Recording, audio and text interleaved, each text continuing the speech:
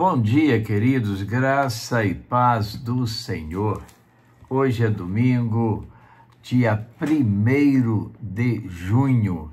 Estamos chegando ao meio do ano. Daqui a pouco, caminhando para o segundo semestre.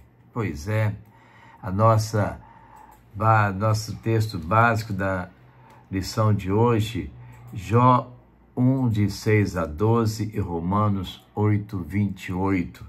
Porém, a nossa leitura de hoje, domingo, Tiago 4, de 7 a 10. E diz assim o texto: mandaram trazer Pedro e João diante deles e começaram a interrogá-los. Com que poder ou em nome de quem vocês fizeram isso? Então Pedro, cheio do Espírito Santo, disse-lhes: autoridades e líderes do povo, visto que hoje somos chamados para prestar contas de um ato de bondade em favor de um aleijado, sendo interrogados acerca de como ele foi curado, saibam os senhores e todo o povo de Israel que por meio do nome de Jesus Cristo, o Nazareno, a quem os senhores crucificaram, mas a quem Deus ressuscitou dos mortos, este homem está aí curado diante dos senhores. O poder de Jesus faz mudanças na vida de muitas pessoas. Assim como o poder de Deus permitiu um momento triste na vida de Jó, e nós vamos ver depois a restauração da vida de Jó. A lição de hoje é a lição de número 9, da nossa EBD em casa. Nossa EBD com você traz como tema o papel de Satanás no sofrimento de Jó. O objetivo da lição de hoje é fazer com que você aprenda que, embora Satanás possa ter um papel ativo no sofrimento, Deus sempre mantém o controle e usa até as provações para fortalecer nossa fé, moldar nosso caráter e nos abençoar de forma inesperada. O livro de Jó é uma das mais profundas reflexões bíblicas sobre o sofrimento humano e apresenta uma perspectiva única sobre como Satanás pode atuar nesse processo. A Bíblia menciona outras reuniões celestiais, como em 1 Reis 22, 19 a 23, onde Deus e os anjos se reúnem para planejar e supervisionar suas atividades na terra. Esses textos mostram que Deus, como Criador de todos os anjos, tanto dos que permaneceram fiéis, quanto dos que se rebelaram, tem total poder e autoridade sobre eles. O livro de Jó revela que Satanás pode causar sofrimento, mas sempre dentro dos limites permitidos por Deus. Esse princípio nos ensina que mesmo quando enfrentamos adversidades e ataques espirituais, Deus continua soberano e conduz tudo para o bem de seus filhos. Nesta lição, quero analisar como Satanás age nas provações e como Deus usa até essas situações para fortalecer nossa fé e nos abençoar. O livro nos mostra que Satanás recebeu permissão de Deus para testar Jó, o que deixa claro que o inimigo não pode interferir na vida do crente sem a autorização divina. Assim, aprendemos que mesmo em meio às provações, nossa vida está nas mãos de Deus e que Ele sempre tem um propósito maior para nós. Então vamos ao primeiro momento da nossa lição. Satanás como acusador. Jó 1, 6 a 12. Logo no início do livro, Satanás aparece diante de Deus para acusar Jó. Ele sugere que a fidelidade de Jó não é verdadeiramente sincera, mas motivada apenas pelas bênçãos que ele recebeu. Satanás, por natureza, é o acusador. Seu papel é apontar falhas, questionar nossa lealdade a Deus e enfraquecer nossa fé. Em Apocalipse 12, 10, ele é chamado de acusador dos irmãos, o que reforça que sua estratégia é sempre lançar dúvidas sobre nossa integridade e nossas motivações diante de Deus. Jó é um exemplo especial. Deus o chama de meu servo, um título que poucos recebem nas Escrituras, segundo Samuel 7, 5, Isaías 42, 1. O que Satanás questiona não é a retidão de Jó, mas se sua devoção é baseada apenas em interesse pessoal. Em outras palavras, o inimigo sugere que Jó só é íntegro e temente a Deus porque isso traz recompensas. Assim, ele insinua que, caso Jó enfrentasse adversidade, ele abandonaria sua fé. A mesma estratégia é usada contra nós hoje. Satanás quer que creiamos que nossa obediência a Deus depende de circunstâncias favoráveis e que no sofrimento seremos tentados a abandonar a fé. O objetivo do inimigo é destruir a confiança entre Deus e seus filhos, colocando em xeque nosso caráter e lançando dúvidas sobre a bondade de Deus. Devemos estar atentos às vozes de acusação que podem surgir em nossos pensamentos, principalmente nos momentos de fraqueza. A Bíblia nos lembra que não há condenação para aqueles que estão em Cristo. Romanos 8, 1. Assim como Jó permaneceu fiel, mesmo quando sua integridade foi colocada em dúvida, nós também somos chamados a manter a confiança em Deus, mesmo nas dificuldades. C.S. Lewis, no livro Cartas de um Diabo ao seu Aprendiz, escreve: o inferno se alegra em ver o homem duvidar da fidelidade de Deus. Isso é exatamente o que Satanás busca: plantar dúvidas sobre a bondade divina e abalar nossa confiança durante as nossas lutas. O segundo momento da nossa lição fala sobre a permissão de Deus. Jó 1:12.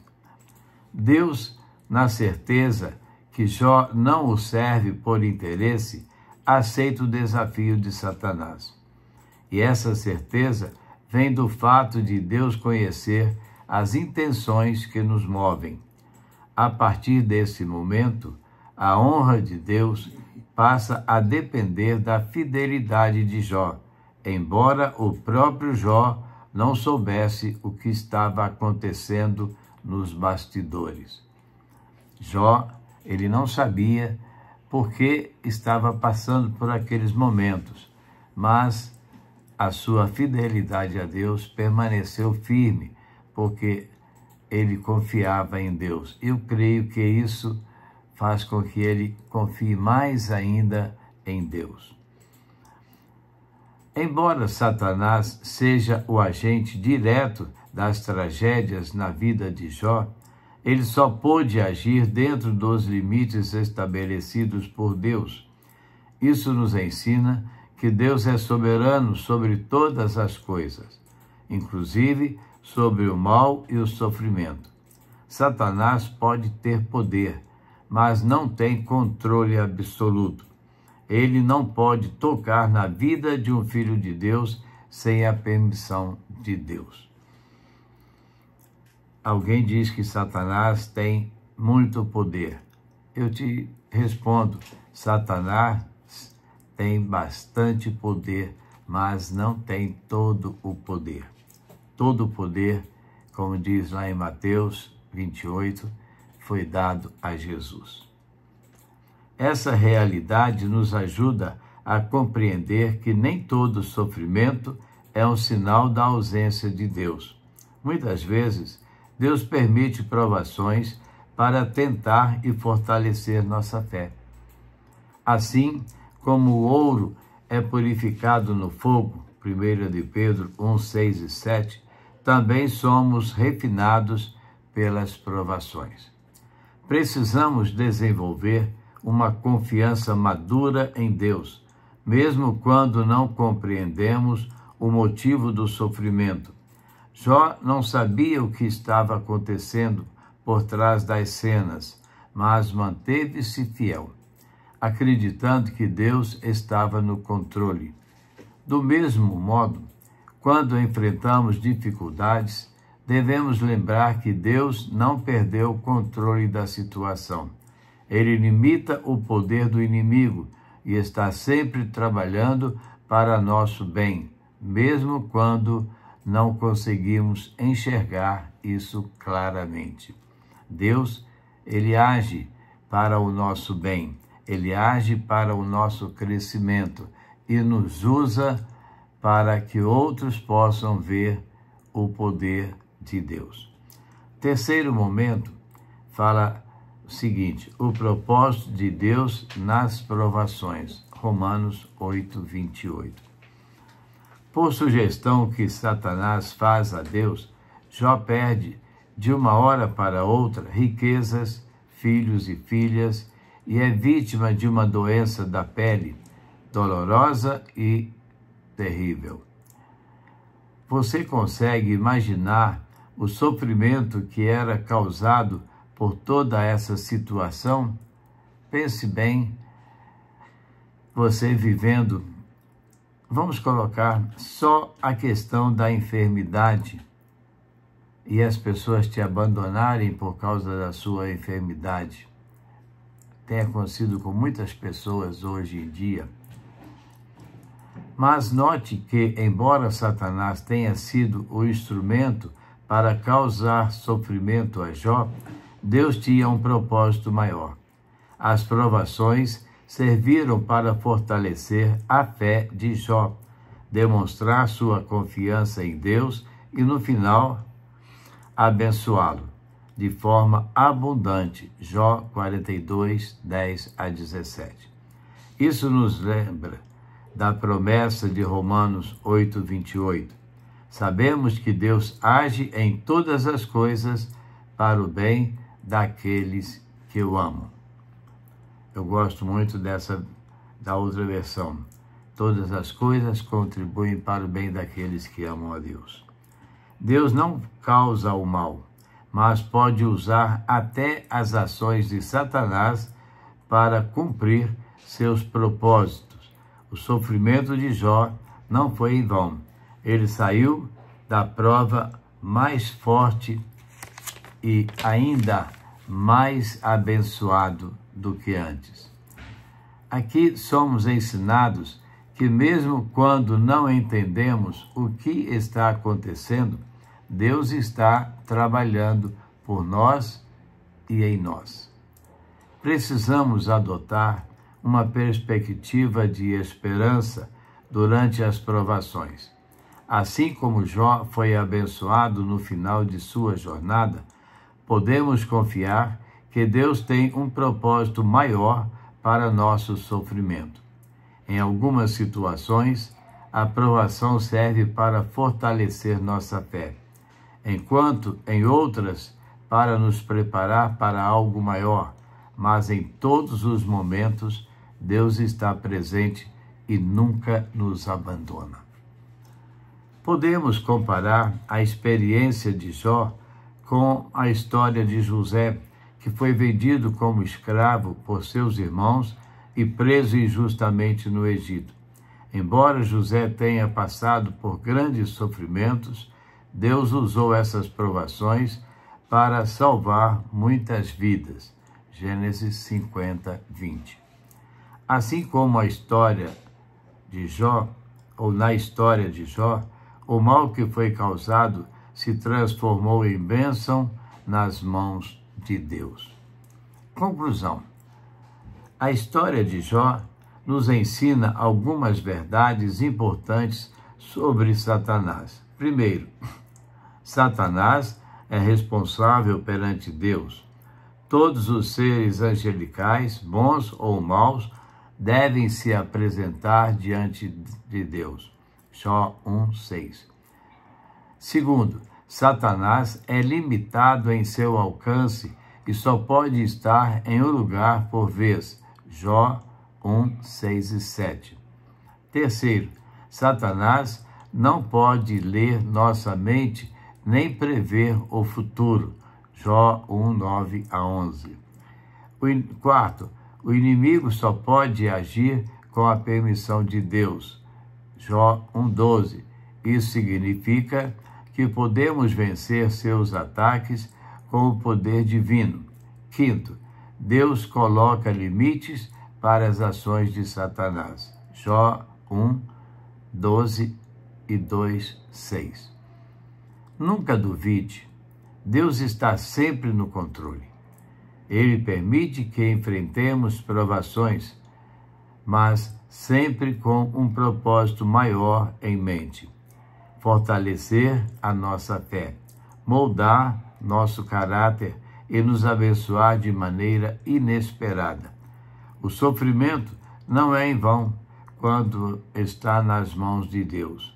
A história de Jó nos mostra que, mesmo nas situações mais difíceis, podemos confiar na fidelidade de Deus e na certeza de que sua vontade é boa, perfeita e agradável. Romanos 12:2. Agora, encerrando nossa lição, para você pensar e refletir um pouco. Como você reage quando percebe que está enfrentando um ataque espiritual? É uma pergunta difícil, né? Mas, baseada na história de Jó, não fica difícil a resposta. Como você reage? Certamente, depositando toda a sua confiança naquele é maior do que todas as coisas, Deus. Segundo, de que maneiras você pode fortalecer sua fé para resistir aos ataques do inimigo, se achegando cada vez mais perto de Deus, estando sempre na dependência de Deus? E terceiro, você consegue identificar algum propósito de Deus em provações que você já enfrentou? Se você já enfrentou alguma provação, você consegue entender o que Deus quer com isso?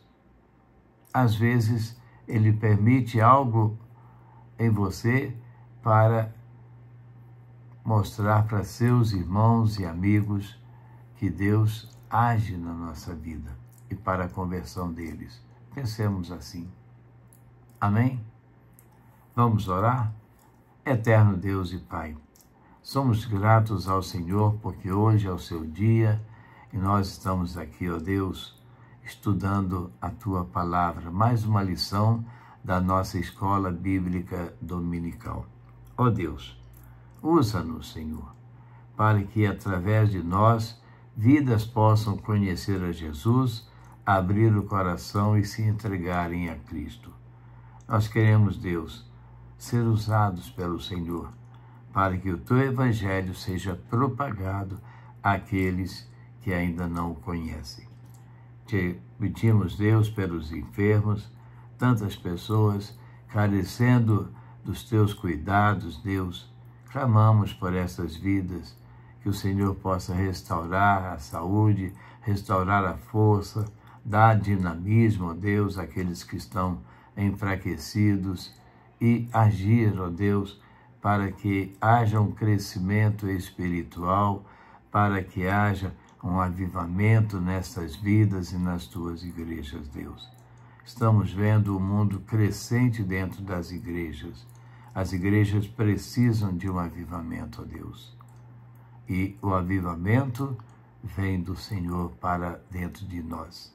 Também queremos pedir ao Deus o conforto para os enlutados, pessoas que perderam entes queridos, ó Deus, que lutaram contra as enfermidades. Ó Deus, que o Senhor console os corações, conforte e fortaleça cada uma dessas pessoas, Deus. Também te pedimos pelos nossos familiares em toda a sua extensão, ó Deus, abençoando-os, dando sabedoria, discernimento da tua palavra e, ó Deus, fazendo com que possam ver o quanto precisam do Senhor em suas vidas. Muito obrigado, Deus, pelo dia de hoje. Que possamos aproveitar o domingo com nossos familiares e vivermos momentos de alegria, consciente de que o Senhor está presente em nossas vidas. Muito obrigado, Deus. Nós oramos, nós agradecemos, no nome santo e doce de Jesus. Amém.